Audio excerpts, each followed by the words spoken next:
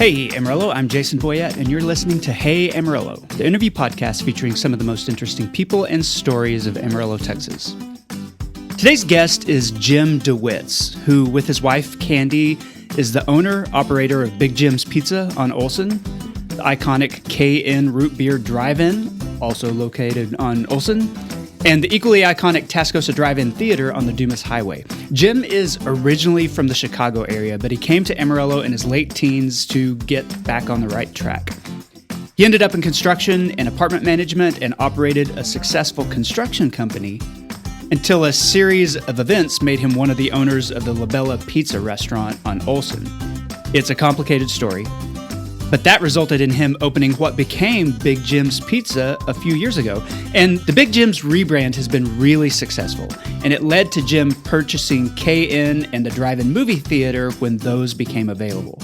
So we talk in this episode about why he stayed in Amarillo, his path to entrepreneurship, and what he loves about this community. Here's Jim Dewitz. Jim Dewitz, welcome to the Hey Amarillo podcast. Thanks for being here. Thanks for having me. Yeah, absolutely. It's an honor to have you.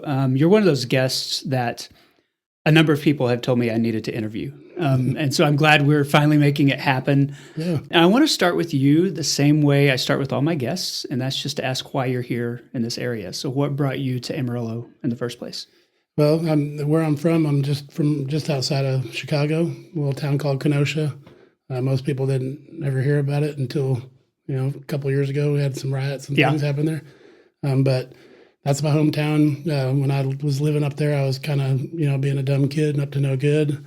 My mom sent me down here to live with my grandparents who lived here. Okay. And then so I met my wife, and then I've been handcuffed to the city ever since. How old were you when you moved here? Or were sent here, I guess. Yeah, right. Probably 19. Okay. So had you graduated from high school? I had graduated. Okay. And that was part of the bait to get me down here, is because my grandpa had an old 76 Scout that I really wanted, and he told me I had to go back, graduate high school. When I finished that, then I could come down here and claim my truck. Okay. So I did. That was it. What happened after you moved here? Like, did you have a job lined up? Did you have ideas with college or anything like that? Like, did you have a plan? They did. My grandparents insisted that I go to college, but I also worked because my uncle and my grandpa both had a construction company together. So I worked for them. And then I went to college as well. I went to Amarillo College. Okay. I got an associate's in applied science and paramedicine.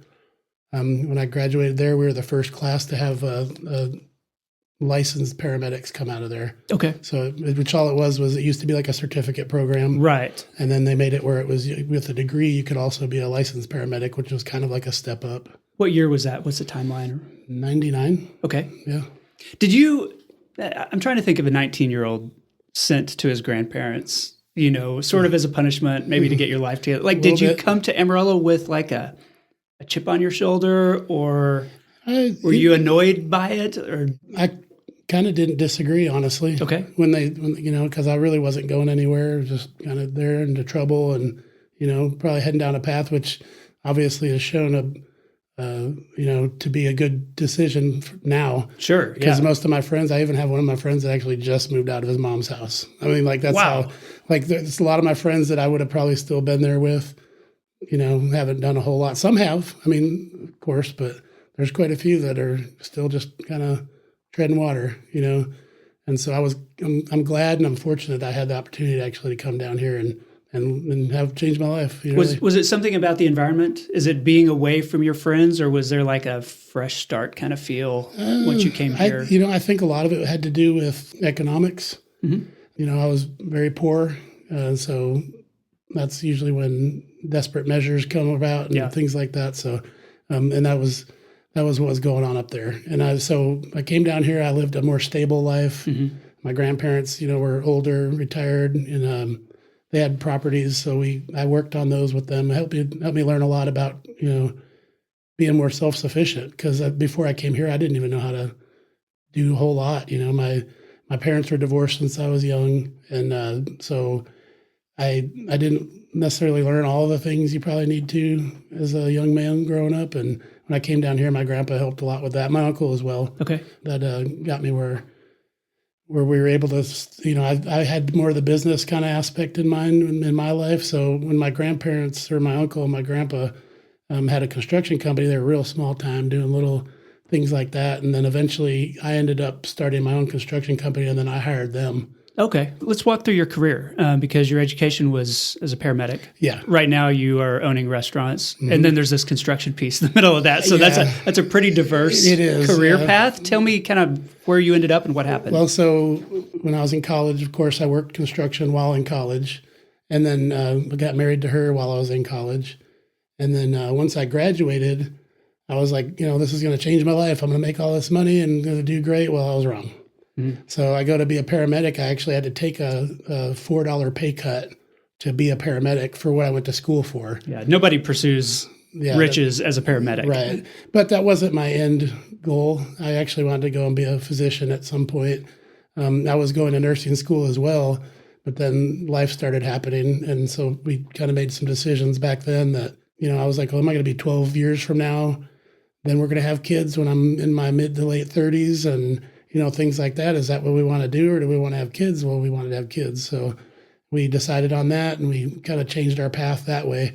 So I stayed a paramedic as long as I possibly could.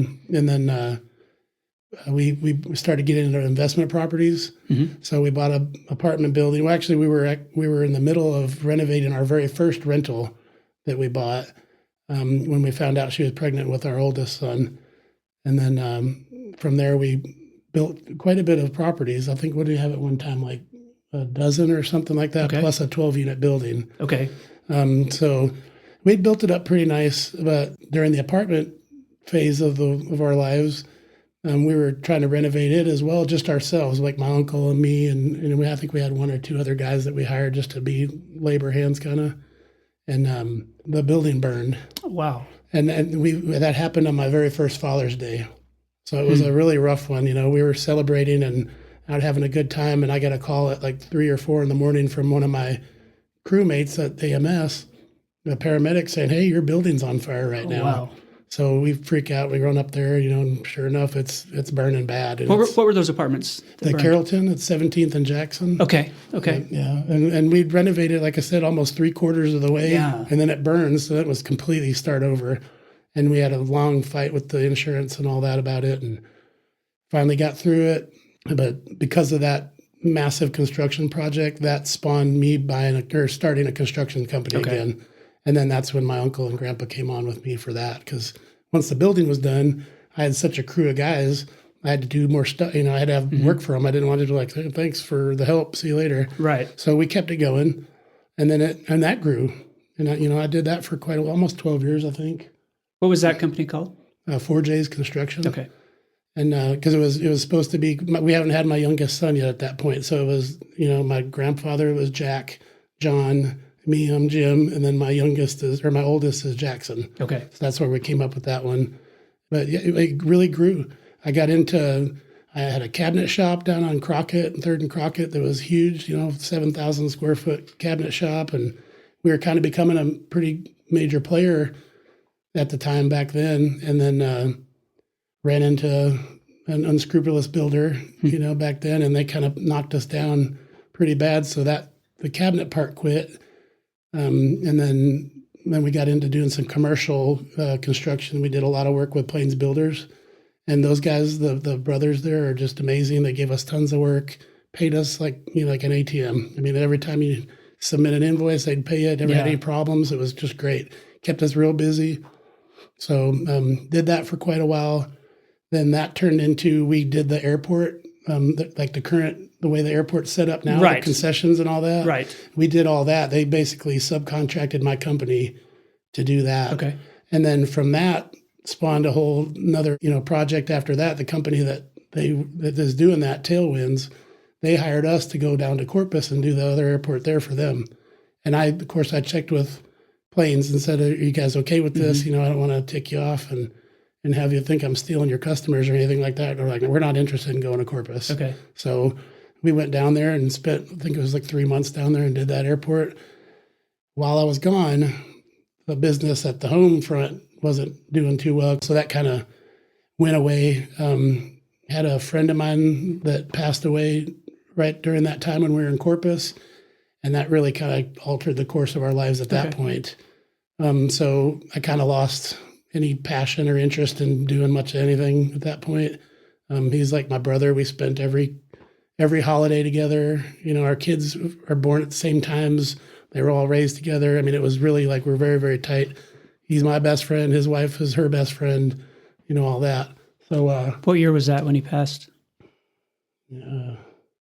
I told him when I did this, I wanted to have the you got a tattoo on your arm. Yeah, I've got them. This is my grandma. It's like that. My uncle's up here. I got numbers, and the tattoo artist says, "No, don't put the numbers on there. That reminds you of that." So it's it was in 2012 then. Okay, but that altered the course of our lives. I just really didn't care about a whole lot for a little while. I had some little depression going on with that, and then another great friend of mine knew that we were in trouble financially. Things were kind of going down, and he offered me a job, and I went pipelining for a while.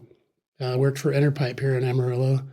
My friend James, he really kind of pulled us out of the ashes there and got me a job there, and then it was like amazing. Maybe just making tons of money, doing really well. All our bills were paid.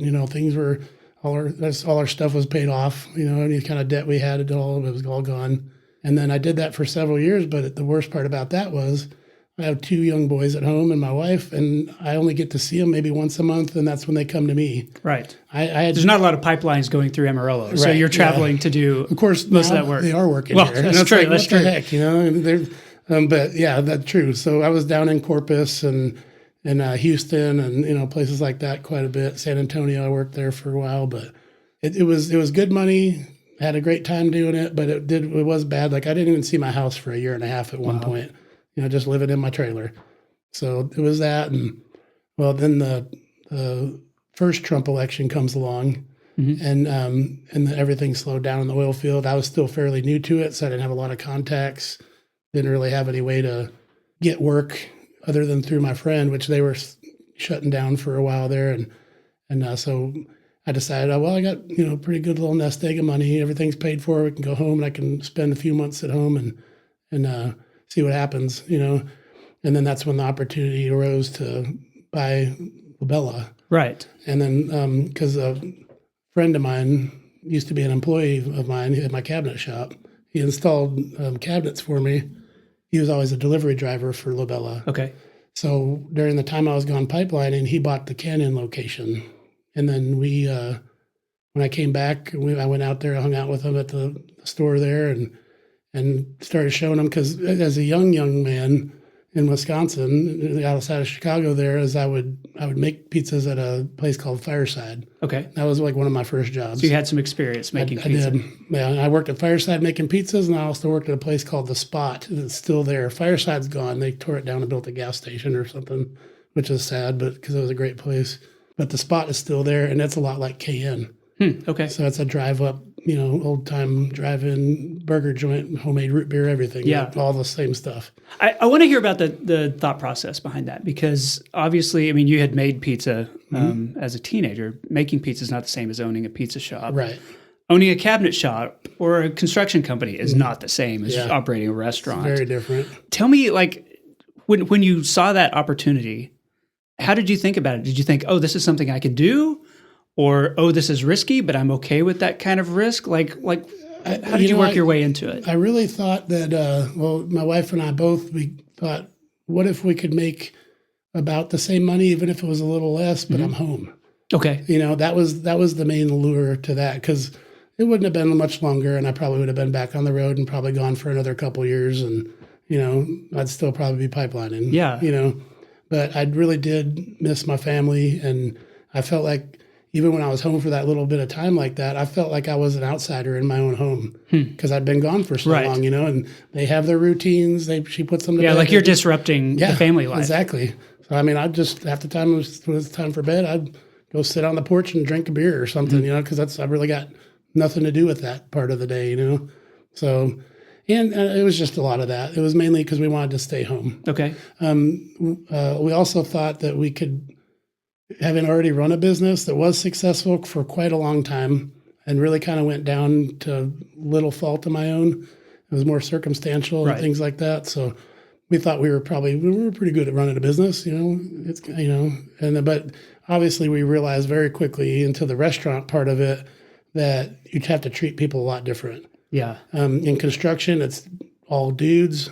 It's rough, like I'm going to kick your butt if you don't do what I tell you, those kind of things, like I'll just get the heck out of here and I'll, stuff like that. So construction is different. Mm-hmm. We get into the restaurant business and it's not the same. Yeah. People are, well, for one, you're dealing with ladies as well, which is a lot less than construction. So you can't talk the same, things like that. It's not so much a locker room talk, right, as it would be on construction site or in a lot of younger employees too, right? Like people with their first jobs or early in their careers. Sure. And the construction guys, it's usually older guys that have been doing it a while. If you're lucky, you get some guys that know what they're doing and have been doing it a while. But 100% now that we're in the restaurant business, almost all of our employees, they were their first job or something. So it's kind of up to us to help show them some work ethic, because a lot of them don't come with that automatic anymore. I mean, for sure. I mean, our sons do because they've seen us work our butts off all the time, but we get a lot of kids that they're just like, well, I thought it was okay for me to stand here and vape and look at my phone. It's like, no, you're supposed to. Yeah. There's this whole somebody standing in front of the register here. Yeah. You also rebranded. Like Labella had an existing brand. People knew it, had been going there. Yep. Tell me how you thought about that part of it. That was my ex-partner that we were partners with in Labella. So when he bought the location in Canyon, the Hillside and Olsen locations came up for sale because that previous owner wasn't doing well. And so we had the opportunity to buy it. But what I told him was I'd like to be, if I'm going to buy in, I want to be partners in all three of the locations. So he kind of put that into the kitty. He had a little bit more percentage of a partnership than we did, but we were okay with that. Year went by, business kind of was terrible just because, any number of things. So we worked hard to try and get the business to build back up. Did a little better, but not amazing. So my partner or ex-partner decided he just wanted to let that Olsen store go for a myriad of reasons, but he decided he wanted to let it go. My wife and I were like, this one's the one that's doing it. Yeah. The other stores are kind of lagging. Like that store makes more money than the other two combined. And so we're like, why would we do that? And so we tried to tell him multiple times, like, this store is the one that makes money. We don't want to feel bad about this later, but I would like to take it over. We'll separate partnerships, or else I just want to be bought out, or whatever, I'm out of it. And we ended up taking it over. Things just kind of dissolved after that.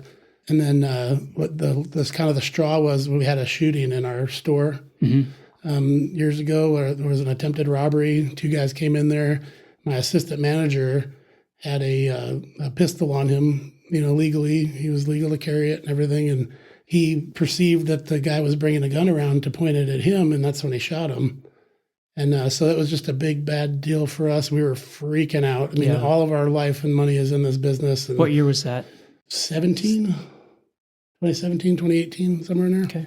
I really don't. I'm not 100% on it, but again, we were freaking out about it. Like, we're going to lose everything we've ever worked for, and it's like, here we go again. And so we made sure to take real care of everything. We wanted our employees to be sensitive to the fact that somebody just lost their son, right? And a son just lost their dad at the same time with this happening. And we were, it's never a good thing for someone to be killed for any stretch of the imagination. So we were sensitive to that. And we didn't want people to look bad upon us either way. There's pro-gun people, there's anti-gun people. What do we do? You can't satisfy everybody. I think we actually did a pretty awesome job at satisfying everybody because we were neutral about it. We said that, and... But still, it gets attached to the name of your restaurant. Yeah. It's a news story that you can't shake. And it's still there. I still get people ask all the time, somebody really got shot in here? And like, it's a bad deal, but that was part of the big trigger that kind of really separated Labella and what was soon to be Big Jim's. Okay. Fast forward another year or so after that, the founder and him made some kind of side agreement that I don't even know how it really worked, but it did, that he was going to own the naming rights to Labella. So in the future, whenever I finished paying off my note to the founder, that he was going to have control of our name. And I would probably have to pay him money in order to continue to be Labella. Yeah. So that was a problem, obviously. So I was like, well, that's not going to work. So we said, well, we're just going to change it because we wanted to. We changed it to Big Jim's Pizza. And Big Jim's has flourished. Like you really built a community, people that don't just love your pizza, but like love to come there because you've got live music. Like it's got a great reputation. Yeah, and that's exactly what we were shooting for. I think the name change was a blessing and a curse because it helped us do what we wanted to do with our own name. But at the same time, our business has faltered some because of not having the name, and people still, they get confused. Right. Even though I have Big Jim's on the windows when you walk in and all that stuff, and they're just like, they kind of look around like, what? Is this the right place? Tell me how KN Root Beer happened. KN Root Beer was, we just like literally saw it across the street all the time. We ordered from there here and there, but not near as much as you'd think being right across the street. But it's been in Amarillo for forever, decades. Yeah, since 68. Okay. I believe. And then, but the real trigger was craziest thing is my wife and I were flipping through, we were sitting there looking for somewhere to go to eat for lunch, and we're looking on the restaurant review page, at your own risk one, of course. Yeah. So we're on there, and a buddy of mine, Tyler True, had posted, went to KN today, had amazing hamburgers, blah, blah, blah. I even heard the places for sale from one of the car hops. So we were like, is it really for sale? Like, that'd be crazy right across the street. How convenient, we could buy that. And we had sold our apartment building not too long ago, so we had money tied up in a tax exchange. We were about to, actually, now that I say that. And then, so we put that on our list of things that we could reinvest in. But we went over there that very day, got some burgers and some chili cheese dogs and stuff, and asked one of the car hops, like, is this place for sale really? I've heard it was on the internet. And they're like, yeah, it really is. And they want a lot of money for it though, like that. And I was like, oh, okay, well, I'm curious to know. And they gave us the number of the realtor they were using, who we actually knew. But anyways, we got a hold of him, started working on negotiations, got it done, and bought it like within a matter of a few months. Okay. And then, of course, as soon as we buy it, and everybody's like, oh, I wanted to buy that place. I was like, we won. How long ago was that? That was 21. Okay, 2021. Yeah. Yeah, we were real dummies. We buy stuff during pandemics and economic strife and whatnot. Then a couple of years before, a big flood in the area. Yeah. That was a rough one there. That business, did it feel a little bit different from the pizza restaurant because it's a drive-in? Because it was really, it's really cool because it was more of a kind of a laid back vibe there. Even though people were a little bit aggressive towards us, like, she was going to sell it regardless. Sue was going to sell it. Right. She's old. She's sick. She hadn't been there in like 8 years, like even at the place. She had this lady, lovely woman, Donna, that ran the place for her for years and years. And, but she was never there, and they were ready to retire. Yeah. So it was going to happen. But for whatever reason, people don't like change.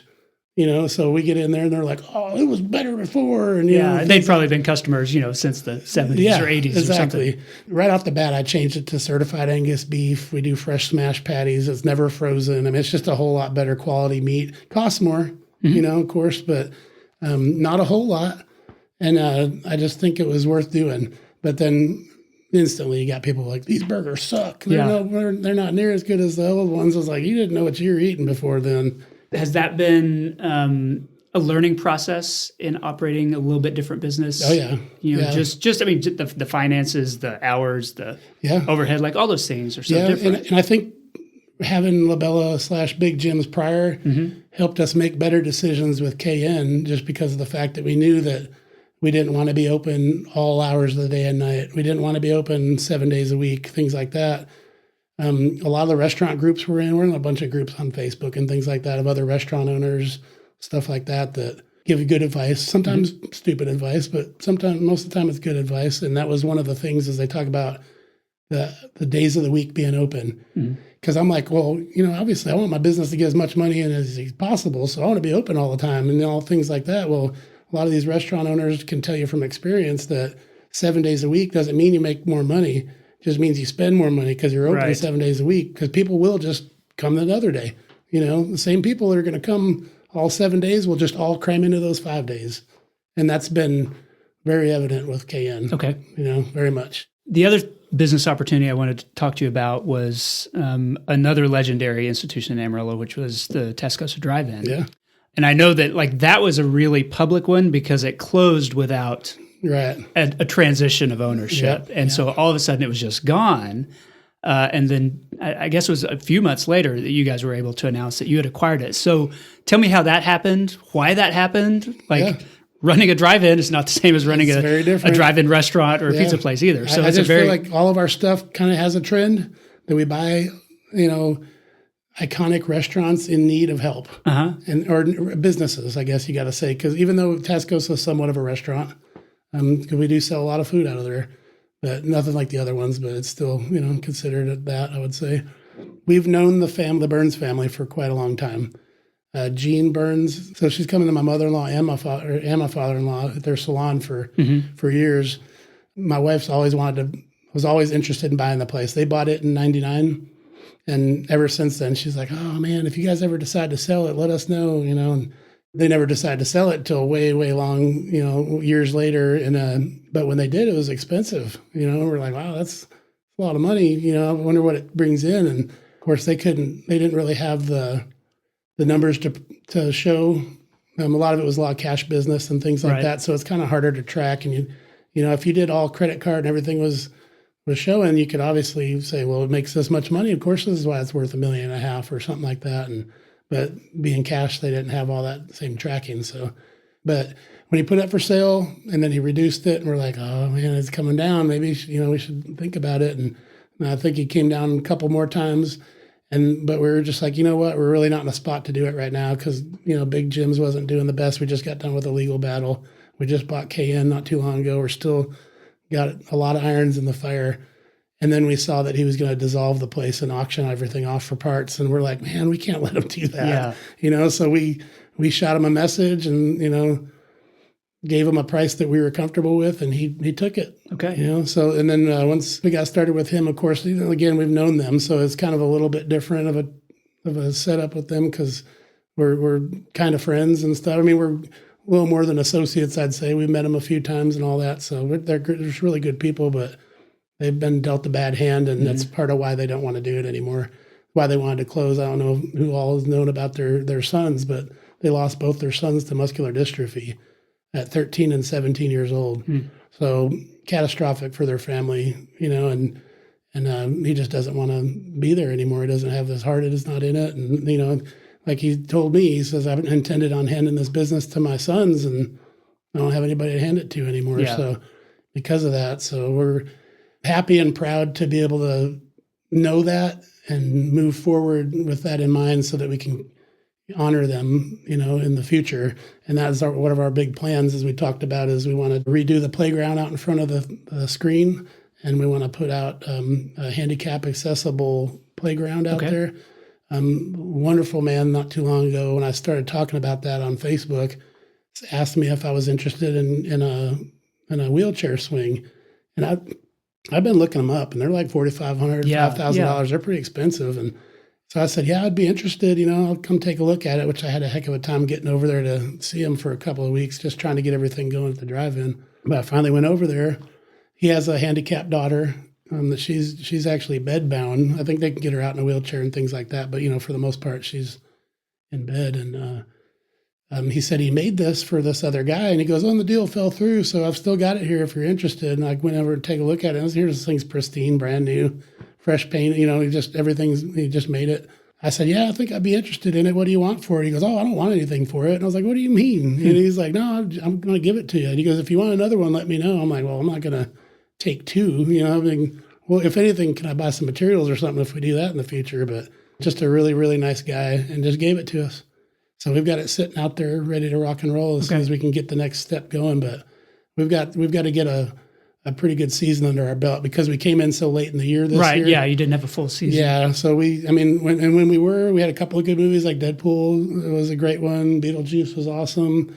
Stuff like that. We had really full houses, did really well, made a lot of money, but all the money that we're getting right now is going back into improvements. Yeah, so tell me how you think about that, because it's another situation where you've got a customer base that loves the drive-in, has memories of it, how it has been for years and years. And then a new owner comes in and says, okay, I want to keep this, but there are places to improve. Yeah. And sometimes it's a delicate balance. You don't want to improve too much so it doesn't feel like the same thing that people have all this nostalgia for. Sure. So how do you deal with that? I think what we've talked about mainly is going back to what it looked like prior to overtime. Money didn't get put back into it. Places start to decline. Yeah, everything needs to be kept up. And some of that's what it is. Like at the marquee and things like that, there was a couple of pieces of sheet metal may have come off the backside, which caused wind to blow through, and it blew out the front side of the sign. So that's why we don't have that up there right now. And as much as I'd love to put a digital board up there, I really don't have $100-something thousand to put one of those up. So we're actually going to put up the old one again, where we stick the letters up one by one. Yeah, we're going to do that again, and I'd like to reskin the columns and stuff like that, so make it look pretty again, and put the T's back up and some lighting and things like that, and paint the screen. That's like one of our top priorities there. But it's nuts. You don't even think about it, how big that thing is when you do the square footage on it. It's like 36 or 3,800 square feet. Just the screen, flat surface. Yeah, to it's paint. like it's bigger than most people's houses, just up there on the wall. So it's pretty wild to do that, but that's a lot of square footage of paint, and you need a certain kind of paint for it and all that to make it right. So it's a lot. And then doing the lift, that was the biggest thing, because I could probably even do the painting myself with the airless and all that, but it's getting the lift and all that out there. You got to have a great big lift to get 70 feet up in the air and all that. So just more expense that we're just not quite ready for yet. Other than, we put a lot of money in it already. Just getting the kitchens and, concession stand and the kitchen going and things like that. We spent a lot of money on the projector to get it maintenanced, and new bulb or lamp. Sorry, I'll get in trouble if I call it a bulb. No, people don't understand. Like, those are significant expenses too. Yeah. All the bulb alone is $1,600 and it only lasts 800 hours. Okay. So that's a big one. And then we also have there's a maintenance guy that he's a technician. He comes in from Arkansas to maintenance it. Well, that's like $2,500, I think, for him just to do a biannual maintenance and cleaning. Okay. So there's a lot of stuff with it. And then the movie theaters, of course, they take a bulk of that. So we got to try and do our best making money selling the food and stuff like that, which that was another thing that we made the executive decision on, is that, that's the way we make our money, is selling concessions. And you know how to do that. Yeah, and we do know how to do that. But what we did was we decided to go very inexpensive on everything. Because like at Big Jim's, I've tried to go kind of over the top, I think. My wife tells me a lot of the times, why you got to do all that? I want to have the best of everything.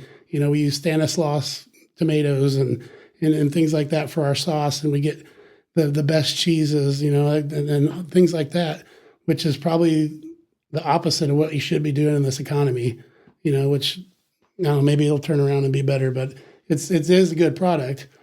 At the drive-in, we decided we're still going to try and do the best we can with the quality of things, but do the small actual portions that they recommend instead. Like you get an order of mozzarella sticks at Big Jim's, and it's a half a pound of mozzarella sticks. Okay. So it's like 10, which is a huge order. You go anywhere else, it's 5 to 6 normally, because that's the portion. Well, I'm a fat guy. I want a big portion. That's how it works. But at the drive-in, we're actually doing the right portions. So that makes the items less expensive. Still good quality, still all the same stuff, but they're smaller portions.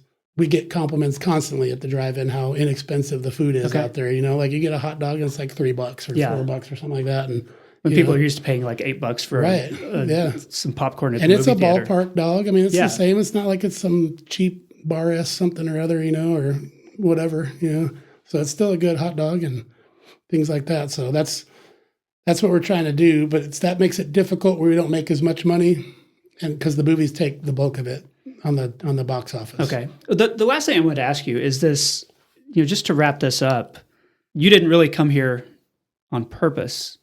You definitely didn't grow up here. It's a different culture here than what you knew in Chicago area. Yeah. But you planted yourself. Now you own multiple businesses. You're involved with the community in a lot of different ways. Is there something unique about this area that has kept you here, other than marriage, other than work, but like you stayed here and planted and invested here instead of like going back or moving someplace else? Why is that? I feel connected here. My great grandma and my grandma were both from here, And so my grandpa met her down here when he was in the Air Force during the Korean War. Okay. So he was out at the base. He came down from up north, met her dad, my great-grandpa. They became buddies, and then he introduces his daughter to his future son-in-law, and the rest is history back and forth. So I do have a connection here from that. Mm-hmm. My great-grandfather used to own there was a Reed's Market over where Reed's Appliance used to be. Yeah, okay. That my great-grandpa built that building. And he had a market there to begin with. It was a laundry for one point, and then it was like Joanne Fabrics and all this other stuff before it's the current O'Reilly's now. But they had that bunch of property and things like that here. So I feel connected with the place here. And I mean, really my big thing is I really love the people here. I've met most of my best friends ever here. You know, again, my buddy Matt that passed, he was just one of the coolest people I've ever met, and we had a blast all the time. And I've met a lot of people like that here, more so than I ever did up north, honestly. I mean, because we were younger. We didn't have the personalities we have now or the money to do things or, you know, abilities really for that matter, because I didn't have any money, you know. So you get to have fun and do these fun things. I made a lot more connections here, I think, is what it is in my life, especially with, you know, with my wife and all my friends that I've met here over the years. So you know, that's just, you know, and once the kids come along, you know, then you're totally stuck. It makes it a lot harder. And I love my mother and father-in-law, honestly. They're just really cool people. And if they don't want to move, I don't want to move. And I think they're good where they are. So that's why we're here still. This episode of Hey Amarillo is supported by Amarillo Habitat for Humanity, which works with families across the city to provide an alternative path to home ownership. This includes financial stability courses, volunteer construction, sweat equity from the families, reasonable down payments, and no interest loans. It's not a free giveaway. Strong and stable homes help build strong and stable communities. There are a lot of great nonprofits in Amarillo, but Habitat is the only one that focuses on affordable home ownership. It helps people help themselves, and that's why I love this organization. Thanks to Amarillo Habitat for Humanity for sponsoring this podcast. Learn more at amarillohabitat.org. Okay, I'm back with Jim Dewitz. This is the part of the show I call 8 Straight. 8 Straight is sponsored every week by Panhandle Plains Historical Museum in Canyon. It's the largest history museum in Texas, and its collection includes a photographic interpretation handbook from the U.S. Army Air Force in 1945. This was a confidential reference manual that allowed interpreters to identify enemy and allied aircraft based on their silhouettes in the sky or in recon photos when they would look at those. It's a really interesting book. It used to be confidential, but now it's at the museum. Sure. You can learn more at panhandleplains.org. Okay, I know you spend a lot of time thinking about the future because you're a business owner. So when you think about Amarillo 10 years from now, what do you hope for? I really think that we should be a community full of people that pride themselves on having the highest percentage of successful local businesses. Okay. I think that'd be really cool to be able to say that to people, you know, that we have more locally owned businesses that are in the black. Right. You know, that we're doing well. Everybody's, you know, killing it, making livings and, you know, having the best of the world here. Okay, why not? Why not here and anywhere else? There is a real spirit of entrepreneurship here. Yeah. I found and the public wants you to thrive. They want to support locally owned businesses. And it's the right size to like try new things, sure. I think, or introduce new ideas. Yeah, it's a big enough market to... Yeah, it's big enough, but it's not so big that you can't be the only person doing a drive-in movie theater or something like that. Yeah. So, you get swallowed up in those bigger places, you know. And, I mean, this is just right. Okay, other than wind, what does this area have too much of? I was going to say originally I was thinking dust, but that kind of goes with the wind. It does have wind relation there. But honestly, I was thinking about that, and I think that we probably have too much homelessness and stray animals in this town, especially since we've been over at the drive-in. I've seen a whole lot more of that, and it's as far as the pets go. The homelessness has happened more recently, too. I mean, I was kind of attributing it to being the hub of I-40 and all that, but man, homelessness has been really bad, and it seems like, and I think that's partially to do with people not being able to make enough money to live. Yeah. You know, so if there's something we can do to fix that. I think so. I feel like there are plans in place. I think Transformation Park is a good idea. Yeah. We're just kind of waiting for all those to be finished and then see if it has an impact on that sort of thing. Fingers crossed. Yeah, I hope so. What does this area not have enough of? I think it doesn't have enough lakes. Okay.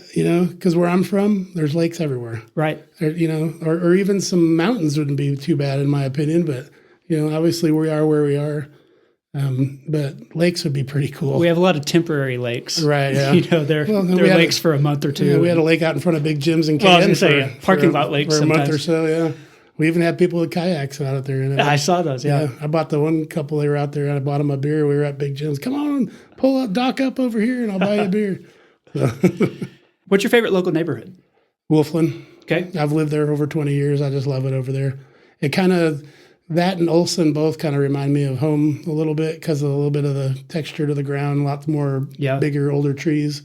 So I do like that area. We've lived there all of our adult lives. So okay.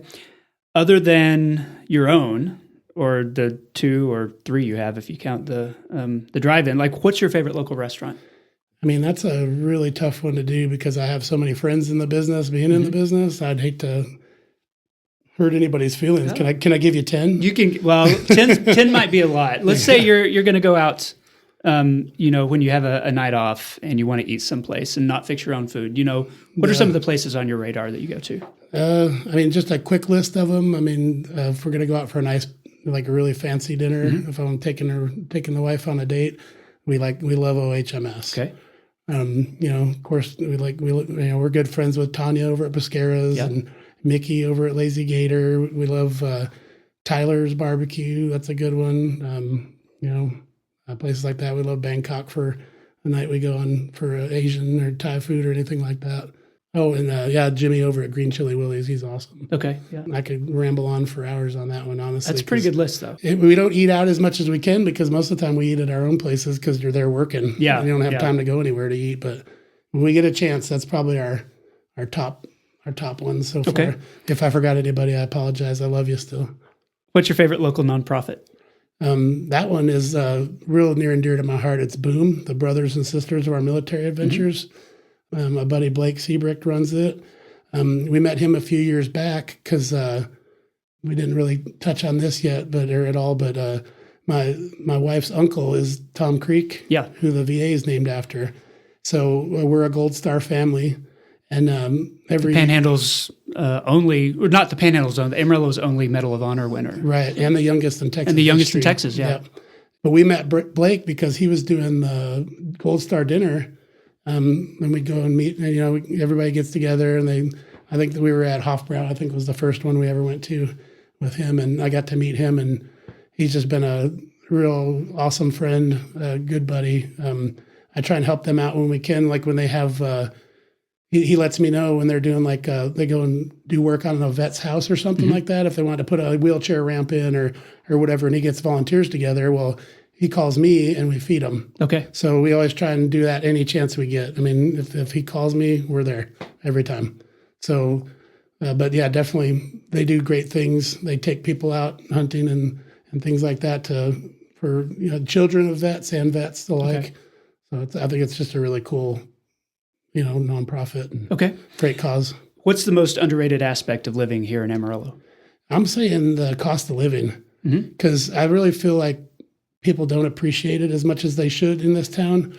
I'm kind of like, take a trip. Yeah. Go anywhere else and see what it's like.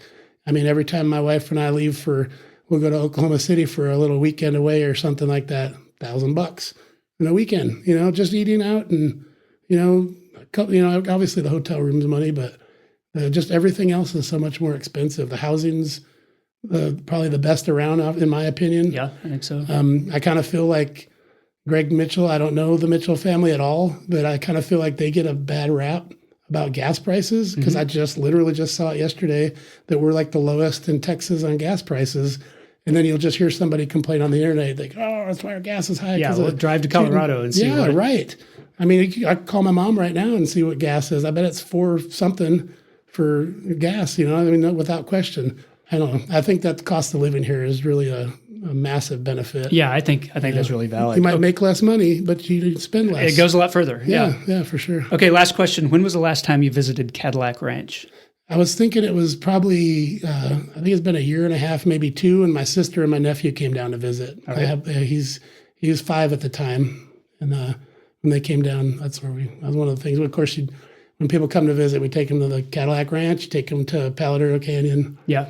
And then every once in a while, we'll try and get them out to the Big Texas to go see the rattlesnake and all that business. Yeah, those are the 3 destinations for tourists for sure. Yeah. And Big Gyms, of course. Yeah, and Big Gyms. Okay, so that concludes the 8 straight questions. I like to close by asking my guests to endorse something. So what's one thing you would like listeners to know about or to experience? For sure, I would say the Tascosa Drive-In. I mean, if it's amazing how many people we get out there that say, this is my first time at a drive-in. Mm-hmm. And I'm like, man, this thing's been here since the dawn of time, and you've never been out here? Like, nobody? And I think that's a really cool one. But again, I'd say back to those same big 3 I just talked about too. That's something I always bring people when they're out of town. I want to take them to those places. Tell me let me think of listeners who haven't been to the drive-in. They go see movies all the time, but they're going out to, Cinemark or wherever. Right. What is it about the experience of the drive-in that sets it apart, that makes it a better experience? Well, I think partially because I feel like it actually sounds better if it's in your car. If you have a newer car or a decent sound system in it, it sounds really good in there. You get all the movements and things like that. It's a lot of fun just being outside. We got a guy that works for us named Tree, and that he had it right on when we first started out there. He's like, it's just a total festival vibe out there. Everybody's kind of just hanging out. During the summertime when it's nice out, everybody, like a lot of folks, bring picnic tables, or like not picnic tables, like card tables and the folding chairs and things like that. And they'll just sit outside and hang out. There's a couple of people that actually sit out there and play dominoes when we were out there and things like that. So it's kind of like a hangout. We open plenty early, so you got a good 2 hours before the sun sets that you can hang out and just do whatever out there. And of course, the kids playing on the playground, that's always a blast. We have the old school merry-go-round, like and all that. And then we have the slide of death. Yeah. The kinds of playgrounds that we remember from our childhood, but you don't find anymore. They don't make those anymore. Yeah. But I'm telling you, that merry-go-round is an absolute riot to watch. It's a lot of fun. Because I don't know, it's like, can they pack any more kids on that thing? And then there's like 5 of them spinning the other ones around, and they're slinging off of there. It's just hilarious. Yeah, every park had some older kid who just had a reputation. All the younger kids were terrified of him, and he would sling them on those little merry-go-rounds. Yeah, for sure. All right, Jim Dewitz, thank you so much for being on the podcast. I appreciate it. Me. And that concludes the episode. I want to say thanks to Jim for the interview. You can learn more about his businesses at ilovebigjimpizza.com, knrootbeeramarillo.com, and amarillodrivein.com. Thanks also to Amarillo Habitat for Humanity and Panhandle Plains Historical Museum for supporting this podcast, and to Angelina Marie for editing every week. Thank you for listening. Hey Amarillo exists on a weekly basis because of listeners like you and the local people who support it financially through patreon.com/heyamarillo. Hey Amarillo's executive producers include Jason Burr, Katie Linger, Patrick Burns, Josh Wood, Wes Reeves, Cindy Graham, Corey Burns, and Barbara and Jim Whitten. This has been episode 385. My name is Jason Boyett, and I'll see you next week.